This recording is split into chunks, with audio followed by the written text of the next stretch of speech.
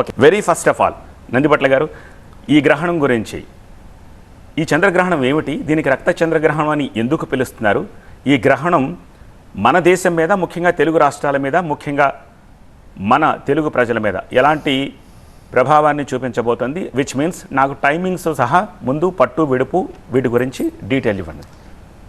ఇది సంపూర్ణ గ్రస్తోదయ చంద్రగ్రహణం.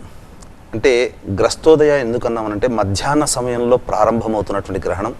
ఈ మధ్యాహ్న సమయానికి చంద్రోదయం కాదు కాబట్టి ఈ యొక్క గ్రహణం అనేటువంటిది మనకు చంద్రోదయం అనేటువంటిది 6:19 ప్రారంభమవుతుంది. కాబట్టి అప్పటి నుంచి పుణ్యకాలంగా చెప్పబడుతుంది. అంటే కంటికి కనిపించేదే మనం తీసుకునే ఆచారం మనకుంది. కాబట్టి చంద్రగ్రహణం సంపూర్ణంగా వినీలాకాశంలో సాయంకాలం 6:19 మన కంటికి కనబడుతుంది.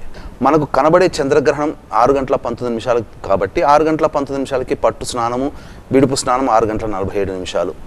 అయితే ఇక్కడ మనకు శాస్త్ర ప్రకారము 3:19 మధ్యాహ్నంకి ప్రారంభమవుతుంది. కాబట్టి వీక్షించేటువంటి ప్రేక్షకుల్లో ఎవరైనా కానీ, సాధకులు, మంత్రోపదేశం తీసుకున్నటువంటి వాళ్ళు, ఉపాసనా పరులు ఎవరైనా కానీ ఈ 3:19 నుంచే ప్రారంభం చేయవచ్చని శాస్త్రం కూడా చెప్పబడుతుంది.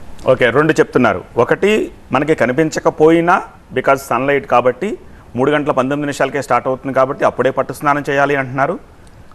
మళ్ళీ విడుపు స్నానం 6:40 విడుపు స్నానం చేయాలి అంటారు. సో మనకు కనిపించే 6:19 చంద్రోదయం అయింది లెక్క కాదు, 3 గంటల సాధకులకి మాత్రం. అదర్వైజ్ చేయొచ్చు అంటారు. చేయొచ్చు.